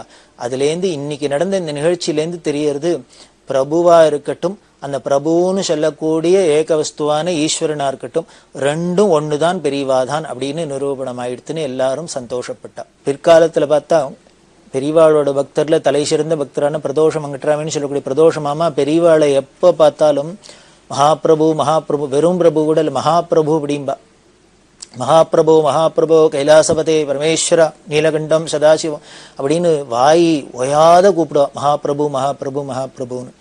அந்த பிரபுவா இருக்கட்டும் ஈஸ்வரனா இருக்கட்டும் ரெண்டும் சேர்ந்து ஒன்னா இருக்கிற அந்த பிரம்ம வஸ்து தான் சாட்சாத் பெரியவா அப்படிங்கிறது நமக்கு இந்த நிகழ்ச்சி மூலியமா நிரூபணமாறுது. இப்படி விசாகப்பட்டினத்துல இது மாதிரி விஷயங்கள்லாம் நடக்க, இது மாதிரி பல வித்வான்கள் பல சந்தர்ப்பத்துல வந்து பல அபூர்வ நிகழ்ச்சிகள்லாம் நடந்திருக்கு. அப்படி பெரியவா என்ன பண்ணா தொடர்ந்து தன்னோட யாத்திரையை விசாகப்பட்டினத்திலேருந்து சிம்மாச்சலத்துக்கு போறா. சிம்மாச்சலத்துல நரசிம்மர் அவரை தரிசனம் பண்ணிட்டா.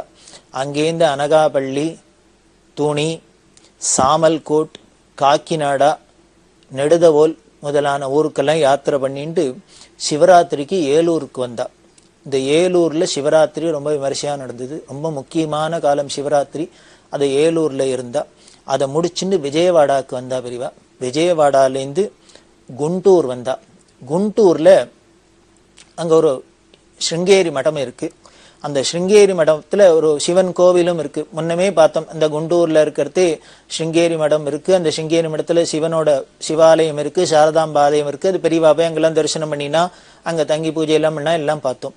இப்ப திரும்பி குண்டூருக்கு வந்திருக்கிறதே அந்த ஸ்ருங்கேரி மடத்துல இருந்த அதிகாரிகள்லாம் வந்து என்ன பண்ணினா, அந்த சிவாலயத்துல ஒரு நவக்கிரக பிரதிஷ்டை பண்ணணும் அப்படின்னு ஆசைப்பட்டு அதுக்கு ஏற்பாடுலாம் பண்ணி பெரியவா மகா பெரியவா புதுப்பெரிவா ஜெயேந்திர சுவாமி 2 பேரும் வந்திருக்கிறதுனால இவா 2 பேர் கையால வந்து இந்த நவக்கிரக பிரதிஷ்டை பண்ணி அனுகிரகம் பண்ணணும் அப்படின்னு இந்த ஸ்ருங்கேரி மட நிர்வாகிகளும் பிரார்த்தனை பண்ண பெரியவாளும் புதுப்பெரிவாளும் போய் 1969ஆம் வருஷம் பிப்ரவரி மாசம் 24ஆம் தேதி இந்த குண்டூர் ஸ்ருங்கேரி மடத்துல சிவாலயத்துல நவக்கிரக பிரதிஷ்டை பண்ணினா. அதை பண்ணிட்டு தென்னாலிங்கிற இடத்துக்கு வந்தா. தென்னாலிய யாத்திரையை முடிச்சுட்டு ஓங்கோலுக்கு வந்தா. ஓங்கோல்ல வசந்த நவராத்திரி. இந்த வசந்த நவராத்திரி ரொம்ப பிரபலமா ராமநவமி சமயத்துல வருது. ஓங்கோல்ல பண்ணினா. இந்த ஓங்கோல்ல பண்ணிட்டு இருக்கிறதே வசந்த நவராத்திரி முடியத்தே பக்கத்துல 16 கிலோமீட்டர்ல ஒரு கடற்கரை, அதுக்கு வந்து கொத்தப்பட்டினம்னு பேரு. அந்த கொத்தப்பட்டினத்துக்கு பெரியவா போய் தரிசனம் பார்த்தா. இந்த போனா அங்க பேருக்கிறதே ஒரு 100கணக்கான அந்த மீனவர்கள் செம்படவர்கள்லாம் வந்து பெரியவாளை தரிசனம் பண்ணிண்டா. புது பெரியவாளை தரிசனம் பண்ணிக்க அந்த கொத்தப்பட்டினத்துல பக்கத்துல பல இடங்களுக்கெல்லாம் விஜயம் பண்ணிட்டு ஓங்கோல்ல ஒரு எஜுர்வேத பாடசாலை, எஜுர்வேத ஸ்மார்த்த பிரயோக பாடசாலை, இத ஸ்ரீ ஜெயேந்திர சரஸ்வதி சுவாமி கையால திறந்து வச்சார்.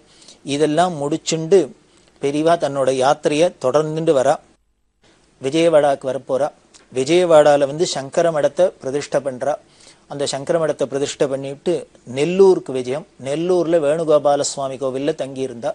அங்க பூஜையெல்லாம் பண்ணிட்டு இந்த நெல்லூர்ல புதுசா ஒரு ராஜராஜேஸ்வரி கோவில் நிர்மாணம் பண்ணணும் அப்படின்னு ஆரம்பிச்சு அதுக்கு பூமி பூஜை போடணும். அது பெரியவா வந்திருக்கா, பெரியவா கையால பண்ணணும்ங்க. பெரியவா புதுப்பெரிவா ஜெயேந்திர சுவாமி 2 பேருமா சேர்ந்து இந்த ராஜராஜேஸ்வரி கோவிலுக்கு பூமி பூஜை எல்லாம் போட்டு இந்த கோவில் வரத்துக்கு அனுகிரகம் பண்ணினா. இப்படி இந்த யாத்திரையில் இருக்கிறது 12 ஜோதிர்லிங்க கஷேத்திரத்துல ஒண்ணும். அதுல திரையம்பகம் அப்படின்னு ஒரு இடம். இந்த திரையம்பகம் அப்படின்னு மகாராஷ்டிரால இருக்கு. அந்த மகாராஷ்டிரால நாசிக் அப்படிங்கிற இடம் இருக்கு. அந்த நாசிக்ல தான் பஞ்சவடி அப்படின்லாம் எல்லாருக்கும் தெரிஞ்சிருக்கும். அதுக்கு பக்கத்துல கோதாவரி உற்பத்தி ஸ்தானம்லாம் இருக்கு. அதைத்தான் திரையம்பகம் அப்படின்னு சொல்றா. இந்த திரையம்பகம்னா 12 ஜோதிர்லிங்க கஷேத்திரத்துல ஒண்ணும். அந்த இடத்துல ஒரு சங்கர மடம் கட்டணும் அப்படின்னு பெரியவா ஆசைப்பட்டா. அதுக்கு பல இடத்துல முயற்சி பண்ணிட்டு வரத்து அந்த மகாராஷ்டிரா அரசாங்கமே இந்த திரையம்பகேஸ்வர கோவிலுக்கு பக்கத்திலேயே இடம் ஒதுக்கி கொடுக்க அதுல 1969ஆம் வருஷம் மார்ச் மாசம் 19ஆம் தேதி பூமி பூஜை போட்டு ஆரம்பிக்கப்பட்டது. அங்க சுவாமிநாதையர் அப்படின்னு ஒரு பக்தர் இருந்தார். அவரோட முழு உழைப்பினால இந்த திரையம்பகத்துல 12 ஜோதிர்லிங்க கஷேத்திரமான ஒண்ணுல சங்கர மடம் வந்தது. அந்த சங்கர மடத்துல அதுக்கப்புறம் பின்னால யாத்திரிகள்லாம் தங்கறதுக்கு வசதி எல்லாம் பண்ணி கொடுத்து இன்னும் பல விசேஷமான இடங்கள்லாம் வரத்துக்கு இந்த சுவாமிநாதர் முதலான பக்தாள்லாம் காரணமா இருந்தா. அந்த திரையம்பகத்துல இன்னொரு விசேஷம் என்ன அப்படின்னா, இந்த காஞ்சி காமகோடி பீடத்துல பூர்வாச்சாரியாளா இருந்தவர், அவரோட சமாதி சித்திஸ்தலம் இந்த திரையம்பகத்துல இருக்கு. அவளோட சமாதியும் அங்க இருந்திருக்கு. 2500 வருஷத்துல இருந்ததுனால பல ஆச்சாரியர்கள் 68 ஆச்சாரியர்கள் இருந்ததுல பல பேரோட கால அந்த கோளாறுனால நமக்கு பல சித்தி ஸ்தலம்லாம் அங்கங்க சித்தி ஆனான்னு மடத்த ரெக்கார்ட்ல இருக்கு. நமக்கு விஷயங்கள்லாம் தெரியறதே வழிய எக்ஸாக்ட் ஸ்பாட் தெரியல, ஏதோ சிலதுதான் தெரியறது. இந்த திரையம்பகத்துல ஒரு ஆச்சாரியர்கள் சித்தியானான்னு இருக்கு. அதனால இந்த காமகோடி பீடத்துக்கும் இந்த திரையம்பகத்துக்கும் ரொம்ப நெருங்கின தொடர்பு இருக்கிறதுனாலே அங்க ஒரு சங்கர மடமானும் இருக்கணும் அப்படின்னு பெரியவா ஆசைப்பட இந்த திரையம்பகத்துல ஒரு சங்கர மடம் வரத்துக்கு காரணமா இருந்தது. இப்படி பெரியவா யாத்திரை பல இடங்கள்ல பண்ணிட்டு வரத்த நாம பார்த்தோம். அந்த திரையம்பகத்துல விட்டுட்டு வரத்தே அதெல்லாம் திரையம்பகத்துக்கு பெரியவா போல. ஆனா இங்க ஆந்திரால யாத்திரையில இருக்கிறதே தான் அங்க பூமி பூஜை போடுறதுக்கு ஏற்பாடுலாம் பண்ணி எல்லாம் பண்ணினா. பல இடங்கள்ல பெரியவா நேர போய் கலந்துக்கணுங்கிறது இல்லை. அவ இருந்த இடத்துல இருந்தே சங்கல்பம் பண்ணாலே நேரம் வந்துடும். அப்படி யாத்திரையை தொடர்ந்து வரத்தே நெல்லூர் வந்தான்னு பார்த்தோம். நெல்லூர்ல தான் வேணுகோபால சுவாமி கோவில்ல இருந்தா. ராஜராஜேஸ்வரி ஆலயத்துக்கு பூமி பூஜை எல்லாம் போட்டு ஆரம்பிச்சுட்டு பெரியவா நெல்லூர்ல இருந்து காளஹஸ்திக்கு வந்தா. காளஹஸ்தியில பெரியவாளுக்கு ரொம்ப இஷ்டமான ஸ்தலம். முன்னமே பார்த்துருக்கோம். தன்னோட யாத்திரையெல்லாம் எப்பப்பெல்லாம் போகலாமோ அந்த சமயத்துல காளஹஸ்திக்கு போய் அங்க பெரியவா இருக்கிறது, அங்க சாதுர்மாசமே பண்ணியிருக்கா, அப்படி எல்லாம் பார்த்தோம். அப்படி காளஹஸ்தியில யாத்திரையை முடிச்சுட்டு திருப்பதிக்கு வந்தா. திருப்பதியில ரொம்ப கிராண்ட் ரிசப்ஷன். அந்த தேவஸ்தான அதிகாரிகள், இன்னும் அரசாங்க அதிகாரிகள் எல்லாரும் வந்து வரவேற்க பூர்ணகும்ப மரியாதையோட பெரியவாளுக்கு. அதுக்குன்னு ட்ரெடிஷனலா காஞ்சி காமகோடி பீடாதிபதிகள் போனா என்னென்ன மரியாதை பண்ணணும் அப்படின்னு சில சில க்ஷேத்திரங்கள்லாம் ஆதிசங்கர பகவத் பாதாள் காலத்திலேருந்து ஒரு சம்பிரதாயம் இருக்கு. அவ பரம்பரையில வந்து இந்த காஞ்சி காமகோடி பீடாதிபதிகளுக்கு சில சலுகைகள், ஸ்பெஷல் மரியாதையெல்லாம் உண்டு. அதுல திருப்பதி, ஸ்ரீரங்கம், திருவானைக்காவல், சிதம்பரம், இது மாதிரி பல இடங்கள்லாம் உண்டு. அந்த திருப்பதிக்கு வரது இந்த மரியாதைகள்லாம் வாழ்ச்சுன்னு போனா 1969 மே மாசம் 1 பெரியவா திருப்பதி விஜயம் பண்றா. அதுக்கப்புறம் உடனே அன்னைக்கு சாயந்தரமே கிளம்பி படி ஏறி மலை ஏறி போய் தரிசனத்துக்கு போனா. திருமலையில போய் பெருமாளை தரிசனம் பண்ண அந்த குலசேகர படியிலேந்து அவளை அழிச்சுன்னு போய் மரியாதையோட பெரியவா புதுப்பெரியவா இன்னும் எல்லாம் வந்த ஜனங்கள் எல்லாம் அழிச்சுன்னு போய் சுவாமிக்கு தரிசனம் எல்லாம் பண்ணி வச்சு பெரியவா சாமரம் போடுறது. இது ஒரு விசேஷ மரியாதையில அங்க ஒண்ணும். இந்த காஞ்சி காமகோடி பீடாதிபதிகள் போனாக்க சுவாமிக்கு சாமரம் போடணும் அப்படின்னு ஒரு சம்பிரதாயம். இந்த சாமரம்லாம் போட்டு உபச்சாரம் பண்ணு, சுவாமிக்கு பட்டு பீதாம்பரம்லாம் பெரியவா எடுத்துன்னு வேண்டா காணிக்கையெல்லாம் கொடுக்க, உண்டியில் காணிக்க போறது அப்படின்னு அங்க ஒரு சம்பிரதாயம். அதெல்லாம் பண்ணிவிட்டு, அதாவது எங்க போனாலும் எந்தெந்த ஊர்ல என்னென்ன சம்பிரதாயம் உண்டோ அது எத்தனையும் பெரியவா பண்ணுவா. எல்லாம் பண்ணி சுவாமி தரிசனம் பண்ண அவ அந்த அர்ச்சகர்கள்லாம் சேர்ந்து எல்லாரும் கோவில் நிர்வாகத்தெல்லாம் சேர்ந்து பெரியவாளுக்கு பிரசாதம் எல்லாம் கொடுத்தா. எல்லா பிரசாதத்தையும் வாங்கிட்ட பெரியவா ஸ்ரீபாத ரேணு எங்கன்னு கேட்டா. அது விட்டு போயிடுத்து போல இருக்கு. உடனே இந்த ஸ்ரீபாத ரேணு பிரசாதம் கொடுக்க, சுவாமியோட சேஷ வஸ்திரம்லாம் கொடுக்க, 2 பெரியவாளும் வச்சுட்டு வழியில வரத்தே இந்த கியூல ஜனங்கள்லாம் தரிசனத்துக்கு இருக்குமே, இந்த கியூல பார்த்து இந்த ஜனங்கள்லாம் பெரியவாளையும் தரிசனம் பண்ணிட்டு எல்லாரும் இந்த நமஸ்காரம் பண்ணினா, காணிக்கையெல்லாம் போட்டா, எல்லாம் பண்ணினா. பெரியவா என்ன பண்ணினா, இப்படி இந்த கியூல இருந்த ஜனங்கள்லாம் பெரியவாளை பார்த்து வந்தனம் பண்ணி காணிக்கையெல்லாம் செலுத்தினோன்னு மடத்து மேனேஜர்ட்டு சொன்னா, இப்போ சேர்ந்துருக்கிற இத்தனை பணத்தையும் கொண்டு உள்ளுக்குள்ள போய் பெருமாள் உண்டியில போட்டுவான்னா. அதுக்கு பெரியவா சொல்றா, நாம இந்த திருப்பதி மலையில வந்து தங்கியிருக்கோம், நம்ம தங்கி இருக்கிற ஜாகேல நம்ம மடம் சந்திரமௌலீஸ்வரர் இருக்கிற இடத்துல யாரானும் வந்து நமக்கு காணிக்கை கொடுத்தா நம்ம வாங்கிக்கலாமே தவிர, வெளியில வந்து எந்த காணிக்கையை யாரு கொடுத்தாலும் அது பெருமாளுக்கு தான் சொந்தம், அவரோட ஐஸ்வர்யம் சொத்து. அதனால இப்ப நம்ம வீதியில வர்றது எதுவா இருந்தாலும் பெருமாள்கிட்ட கொண்டுதான் போடணும் அப்படின்னு சொல்லி கொடுத்தா. அது மாதிரி ஒரு தர்ம சூக்ஷ்மம் அப்படிமோ. இத மாதிரி விஷயங்கள்லாம் பெரியவா யாத்திரையில தெரிஞ்சுக்கலாம், பெரியவாளோட சரித்திரத்துல தெரிஞ்சுக்கலாம். இப்படி திருப்பதியில யாத்திரையில் இருக்கா. அப்புறம் இன்னும் தொடர்ந்து என்ன நடக்கிறதுங்கிறத நாம பார்க்க போறோம். பெரியவா சரணம். இந்நிகழ்ச்சியின் அடுத்த பகுதி நாளை மாலை இதே நேரத்தில் ஒளிபரப்பாகும். பெரியவா சரணம். பெரியவா சரணம். அடுத்த நிகழ்ச்சி திருவாசக இன்னிசை. வழங்குபவர் ஸ்ரீ சத்குருநாத தேசிகர் அவர்கள். பெரியவா சரணம். திருச்சிற்றம்பலம். கோயில் திருப்பதிகம். மாறி நின்று என்னை மயக்கிடும் வஞ்சப் புலன்ஐந்தின்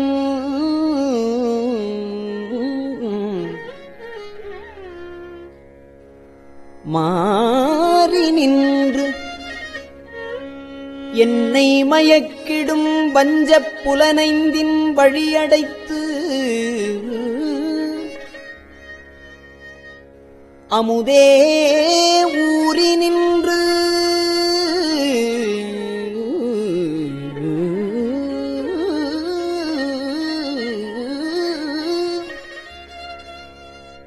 என்னுள் எழுபரஞ்சோதி உள்ளவா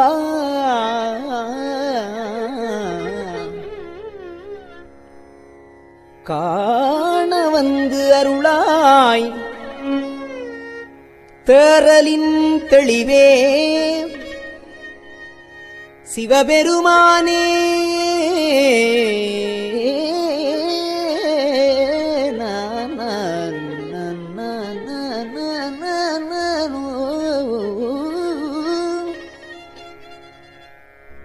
தேறலின் தெளிவே சிவபெருமானே. திருப்பெருந்துறை உரை சிவனே ஈரிலா பதங்கள் யாவையும் கடந்த இன்பமே என்னுடை அன்பே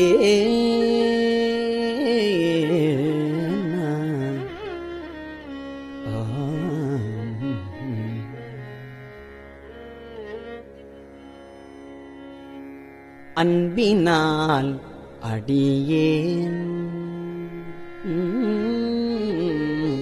அன்பினால் அடியேன் ஆவியோடு ஆக்கை ஆனந்தமாய் கசிந்து உருக என்பரம் அல்லா இன்னருள் தந்தாய் என் பரம் அல்லா இன்னருள் தந்தாய் யான் இதற்கு இளங்கோர் கைமாறு முன்புமாய் பின்பும் முழுதுமாய் பரந்த புத்தனே முடிவிலா முதலே தென்பெரும் தூரையாய் சிவபெருமானே சீருடை சிவபுரத்து அரைசே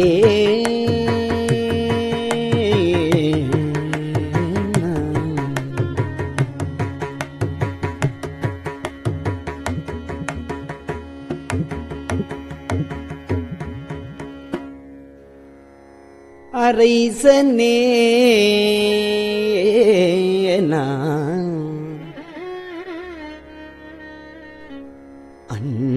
அன்பர்க்கு அடியேனுடைய அப்பனே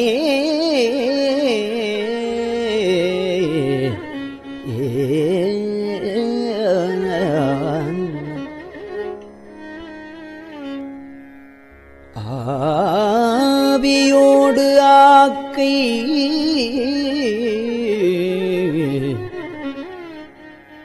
புரை புரை கனியப் புகுந்து நின்று உருக்கி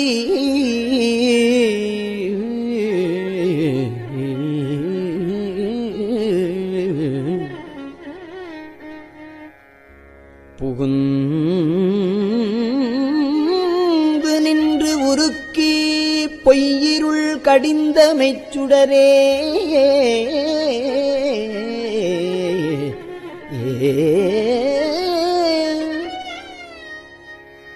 திரை பொறாமன்னும் அமுதத்தென் கடலே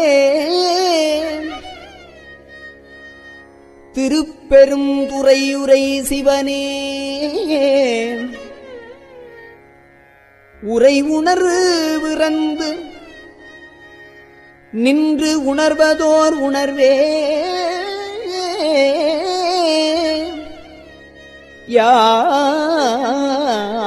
யானை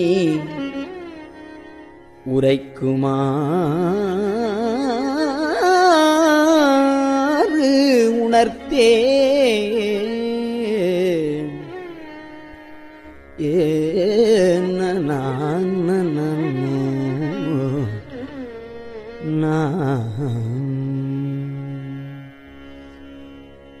உணர்ந்த மாமுனிவர் உம்பரோடு ஒழிந்தார்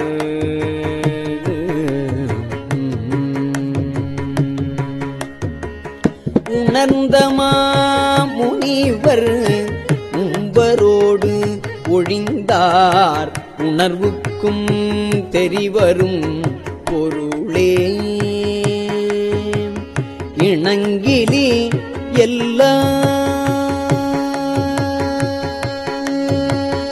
இணங்கிலி எல்லா உயிர்கட்கும் உயிரே என்னை பிறப்பருக்கும் எம் மருந்தே திணிந்ததோர் இருளில் தெளிந்த தூவெளியே திருப்பெரும் துறை உரை சிவனே குணங்கள் தாம் இன்பமே உன்னை குறுகினேற்கு இனி என்ன கூறையே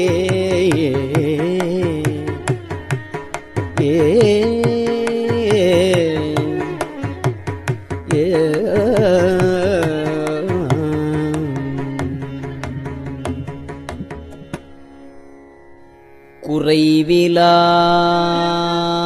நிறைவே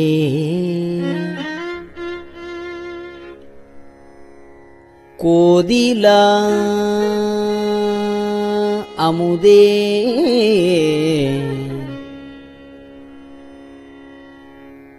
ஈரிலா கொழுஞ்சுடற்குன்றே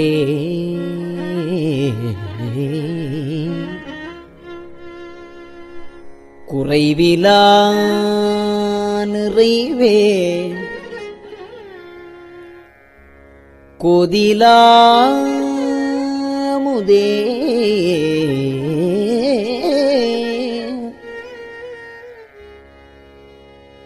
ஈரிலா கொழுஞ்சுடற்குன்றே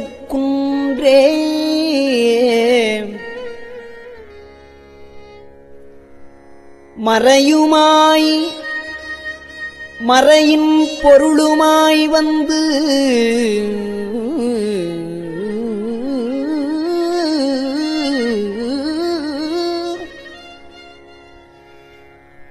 மறையுமாய் மறையின் பொருளுமாய் வந்து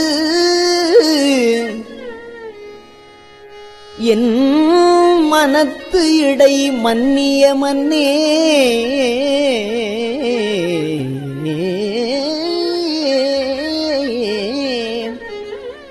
மறையுமாய் மறையின் பொருளுமாய் வந்து என் மனத்திடை மன்னிய மன்னே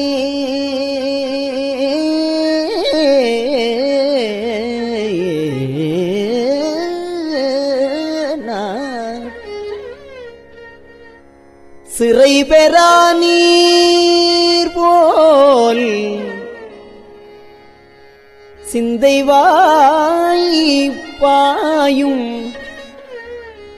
சிறை பெறா நீர் போல்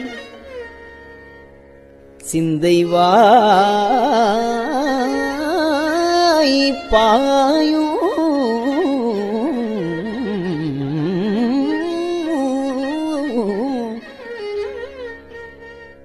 திருப்பெருந்துறை உரை சிவனே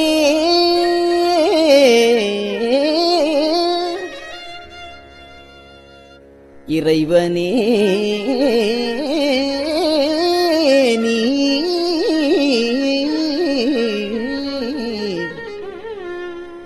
என் உடலிடங்கொண்டாய் இனி உன்னை என்னிறக்கேனே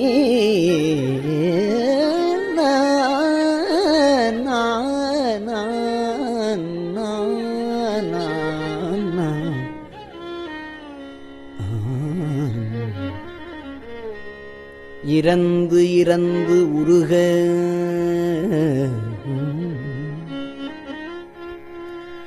என் மனத்துள்ளே எழுகின்ற சோதியே இமையோர் சிறந்தனில் பொலியும் கமலச் சேவடியாய் திருப்பெருந்துறை உரை சிவனே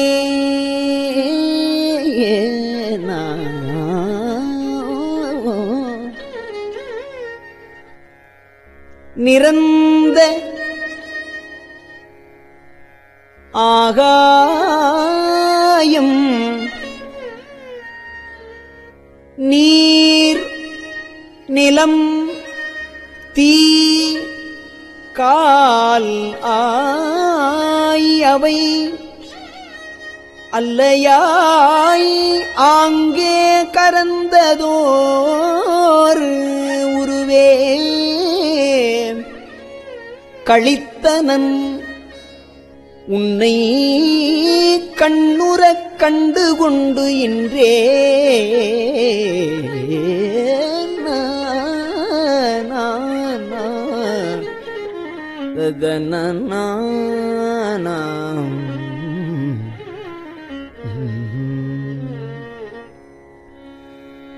இன்று எனக்கு அருளி இருள் கடிந்து உள்ளத்து எழுகின்ற ஞாயிறே போன்று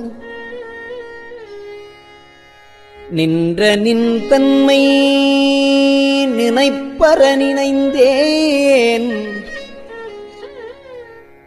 நீயலால் பிரிது மற்ற இன்மை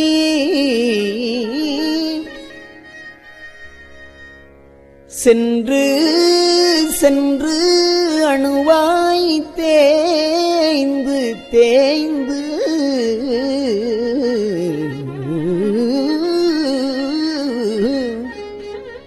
அணுவாய் தேய்ந்து தேய்ந்து ஒன்றாம் திருப்பெரும் துறை உரை சிவனே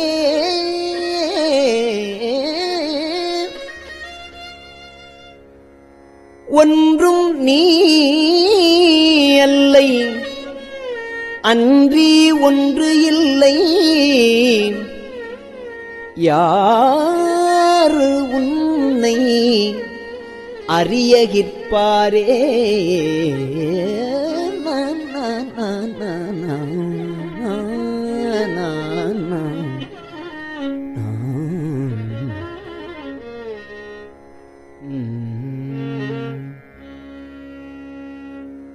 பார்ப்பதம் அண்டம் அனைத்துமாய் பார்ப்பதம் அண்டம் அனைத்துமாய் முளைத்து பரந்ததோர் படர் ஒளி பரப்பே நீருரு தீயே நினைவதேல் அறிய நின்மலா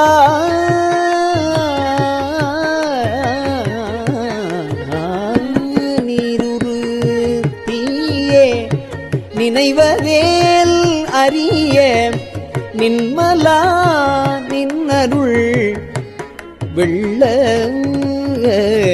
சீருரு சிந்தை எழுந்ததோர் தேனே திருப்பெரும் கூரை ஊரை சிவனே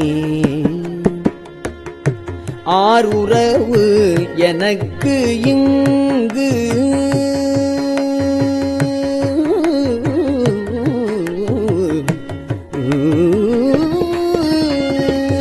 யாருறவு எனக்கு இங்கு ஆரையல் உள்ளார் எனக்கு இங்கு யார் உறவு ஆர் அயல் உள்ளார்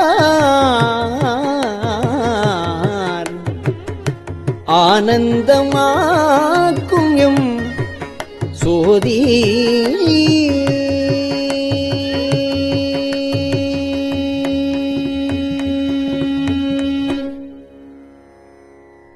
சோதியாய் தோன்றும் உருவமே அருவாம் ஒருவனே சொல்லுதற்கு அரிய சோதியாய் தோன்றும் உருவமே அருவாம் ஒருவனே சொல்லுதற்கு அரிய ஆதியே நடுவே ஆதியே நடுவே அந்தமே பந்தம் அறுக்கும் ஆனந்தமாக்கடலே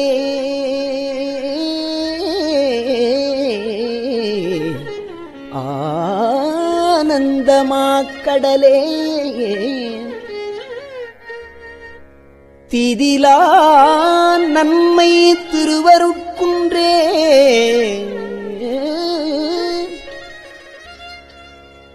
திருப்பெரும் துறை உரை சிவனே திருப்பெரும் துறை உரை சிவனே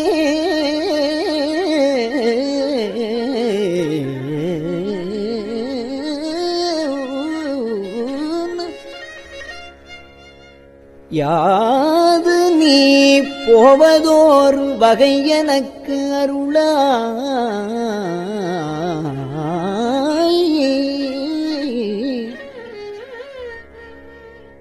யாது நீ போவது ஓர் வகை எனக்கு அருளாய் வந்து நின் இணையடி தந்தே அருளாய் இணையடி தந்தே அருளாய்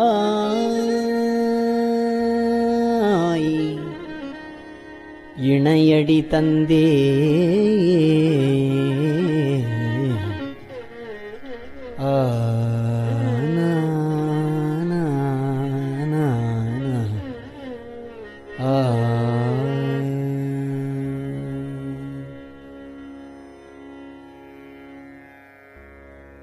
தந்தது உன் தன்னை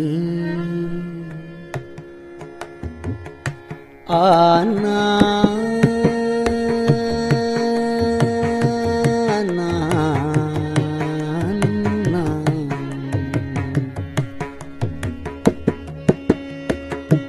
தந்தது உன் தன்னை கொண்டது என் தன்னை சங்கரா ஆர்கொலோ சதூரர் அந்தம் ஒன்று இல்லா ஆனந்தம் பெற்றே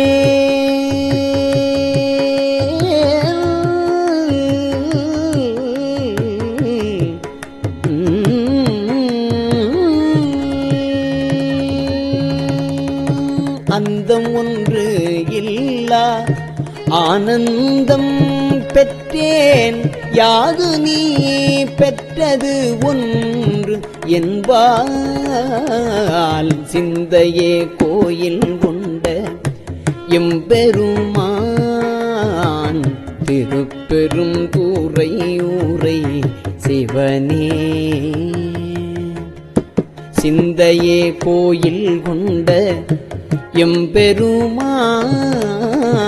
திருப்பெரும் தூரை ஊரை சிவனே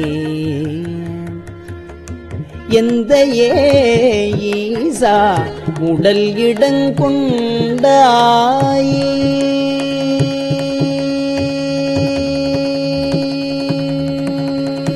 எந்த ஈசா உடல் இடங்கொண்டாய் எந்த ஈசா உடல் இடங்கொண்டாய் எந்த ஈசா உடல் இடங்கொண்டாய் எந்த ஈசா உடல் இடங்கொண்டாய் ஈசா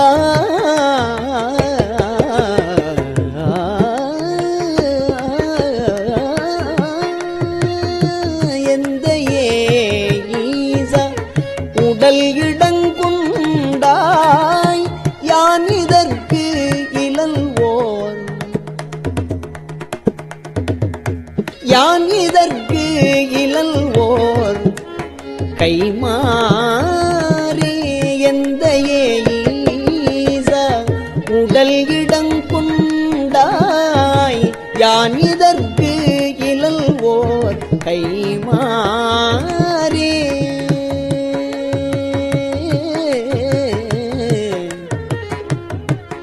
ஆனா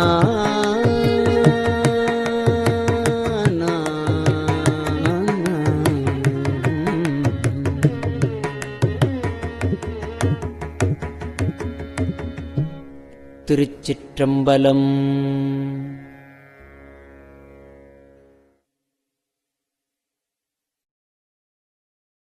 பெரியவா சரணம். இந்நிகழ்ச்சியின் அடுத்த பகுதி நாளை மாலை இதே நேரத்தில் ஒளிபரப்பாகும். பெரியவா சரணம். பெரியவா சரணம். பெரியவா வானொலியின் இன்றைய நிகழ்ச்சிகளின் நிறைவாக திருப்பொன்னூசல் வழங்குபவர் சத்குருநாத தேசிகர் அவர்கள். பெரியவா சரணம். திருச்சிற்றம்பலம். திருப்பொன்னூசல். உன்னற்கரியதிரு உத்தர கோசமங்கை உன்னற்கரியதிரு உத்தர கோசமங்கை மன்னி போலிந்திருந்த மன்னி போலிந்திருந்த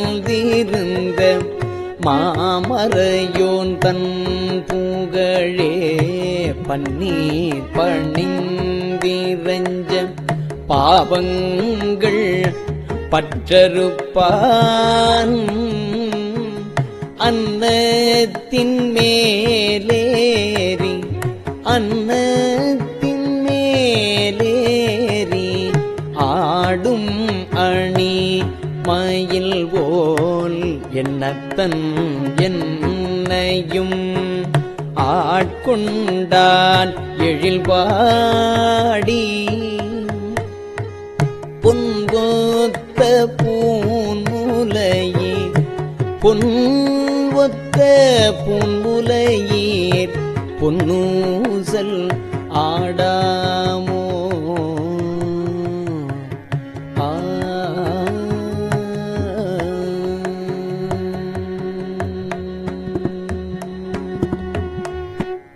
திருச்சிற்றம்பலம். கஞ்சிவய காமாட்சி தன் குழந்தாய் சங்கரரே கஞ்சிவய காமாட்சி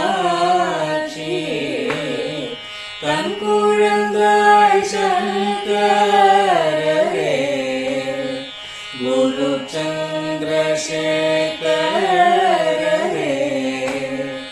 உறங்கிடுவீர்களே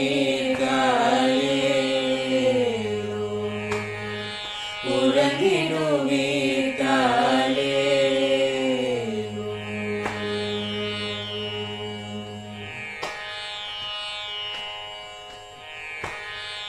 ஆதிகுரு சங்கரராய் அன்றொரு நாள் வந்தவரே அறுபத்து எட்டாகும் பீட்டபதி காலே ஏழுலகும் பூப்பவரே காப்பவரே கடப்பவரே எல்லோர்க்கும் அருள்பவரே உறங்கிடுவீர்களே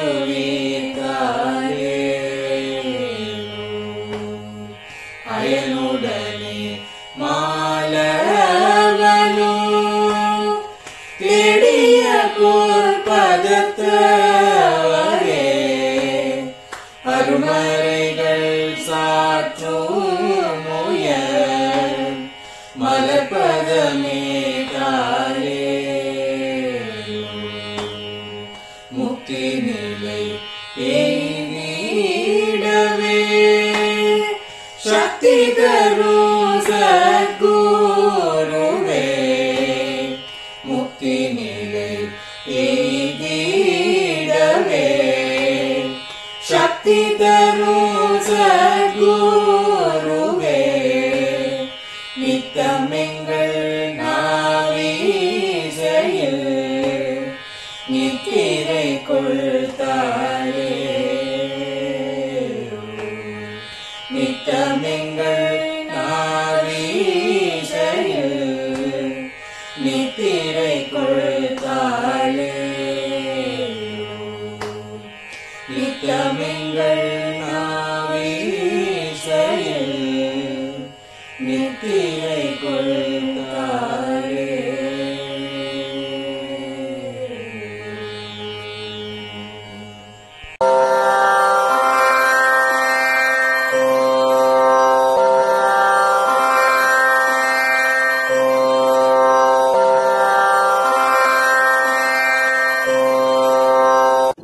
பெரியவா சரணம். பெரியவா வானொலியின் மாலை நிகழ்ச்சிகள் இத்துடன் நிறைவடைகின்றன. எமது அடுத்த ஒளிபரப்பு நாளை காலை இந்திய நேரப்படி 6 மணிக்கு துவங்கும். பெரியவா சரணம்.